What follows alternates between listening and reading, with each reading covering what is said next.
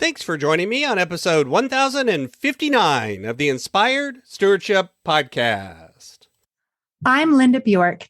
I challenge you to invest in yourself, invest in others, develop your influence, and impact the world by using your time, your talent, and your treasures to live out your calling. Having the ability to transform your life with hope is key.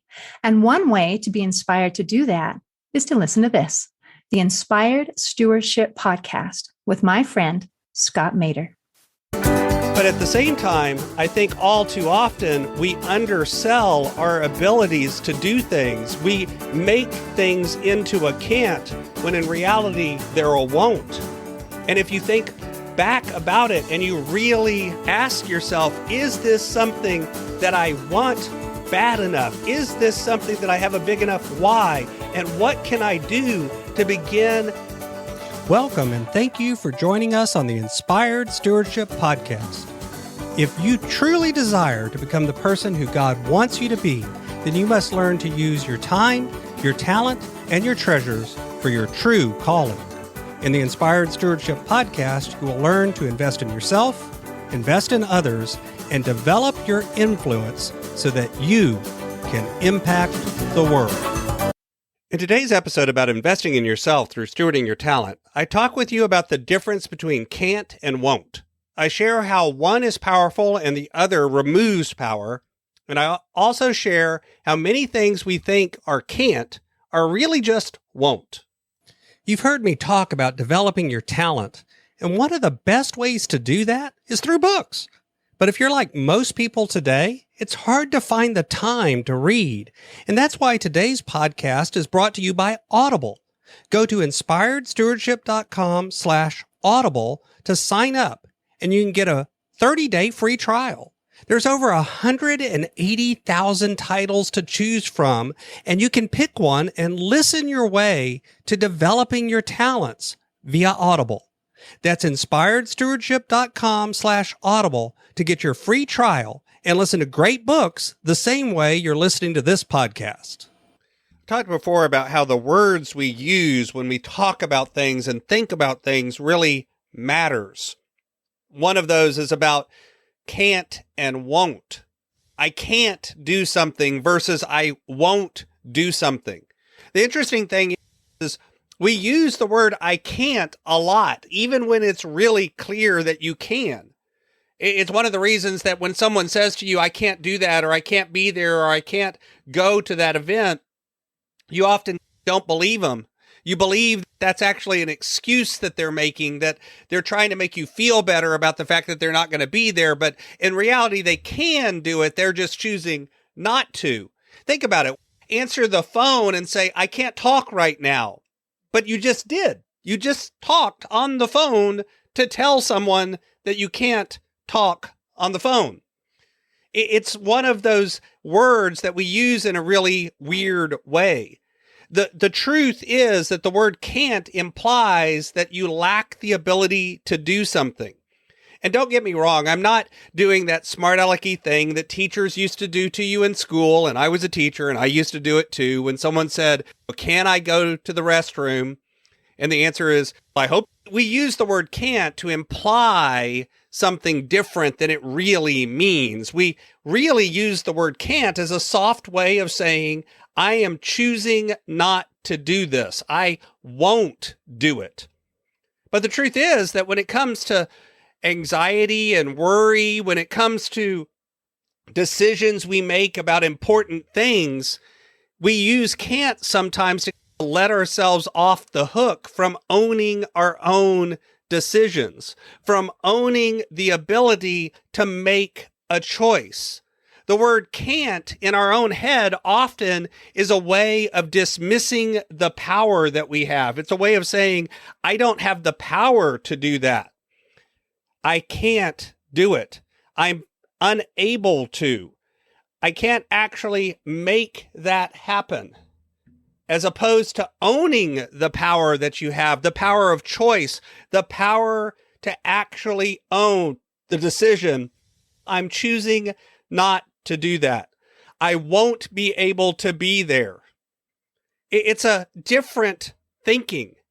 I've had people and I've talked to folks that have gone through therapy, and I've gone through therapy in various times in my life. But the interesting thing is, when I was talking to a therapist and they were talking about somebody who said, I can't get in the elevator. And they said in their mind, they pictured that there was this force field that appeared in front of the elevator, and the person would step to go into the elevator and then bounce off the force field. So they actually took the person out of their office and out into the lobby and up to the elevator. And they said, can you show me how, when you try to go into the elevator, you physically are unable to do that? They weren't being a smart aleck. They were trying to get the person to recognize that it wasn't a can't, it was a won't. Because as they recognize that it's a won't, then they can begin to work on it. And the person actually started laughing. They said, there isn't a force field. I won't go in there because it's intimidating to me. It's scary to me. It's claustrophobic. I feel like I'm closed in. And now they were actually talking about the emotions and the feelings and the things that they had going on in their head.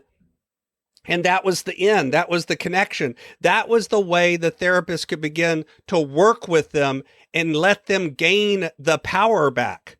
And by the way, it's perfectly okay if the person never, ever learns to get in the elevator and that's just something that they can't do. That's not the end of the world. But we have these sorts of decisions that we make throughout our life, not just about getting on an elevator, but about hanging out with people, about who we choose to be in relationship with, about what we do with our life. I can't leave my job. Is it can't or is it won't? Is it because you're being wise and you're waiting until you're in the right position? Or will that position never actually come? And what you're doing is saying can't as a way of dismissing the ability that you have to actually make a different decision with your life. I think it's important as we go through these things to think to ourselves, is this a can't or is this a won't? Because only when we recognize that, sure, there are some things in this world that you simply cannot do. I can't go build a spaceship in my backyard. I don't have the monetary, I don't have the time, I don't have the knowledge, I don't have the skill set, and honestly, I don't have the desire. So it's also a won't. I won't do that.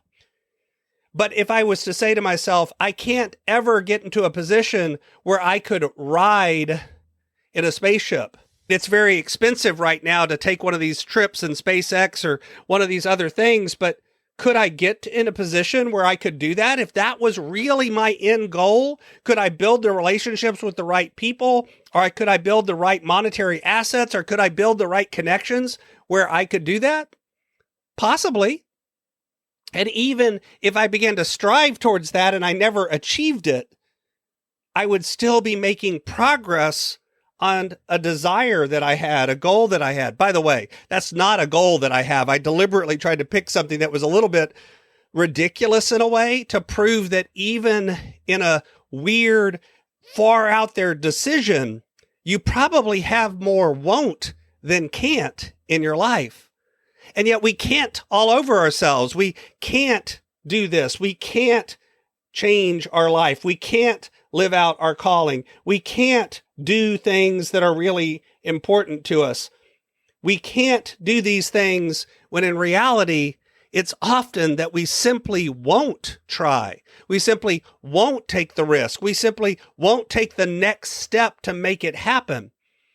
And I'm not suggesting that you go out and just foolishly do whatever you want at any time. I think most of you have listened to the podcast long enough, and if you haven't, you can go back and listen to them and figure out that that is not my mindset. I do think people should prepare themselves and do things in a wise way. I think we're called to do that. But at the same time, I think all too often we undersell our abilities to do things. We make things into a can't when in reality they're a won't. And if you think back about it and you really ask yourself, is this something that I want bad enough? Is this something that I have a big enough why? And what can I do to begin taking those incremental steps in that direction? then a lot of can'ts and a lot of won'ts turn into can and will. Thanks for listening. Thanks so much for listening to the Inspired Stewardship podcast. As a subscriber and listener, we challenge you to not just sit back and passively listen, but act on what you've heard and find a way to live your calling. If you like this episode on the stewardship of talent, you can go over to inspiredstewardship.com/talent and sign up for our 5-week series on the stewardship of talent. Or if you're in the U.S., you can text 44222 talent tips. That's talent tips to 44222 and get those tips. Until next time, invest your time, your talent, and your treasures. Develop your influence and impact the world.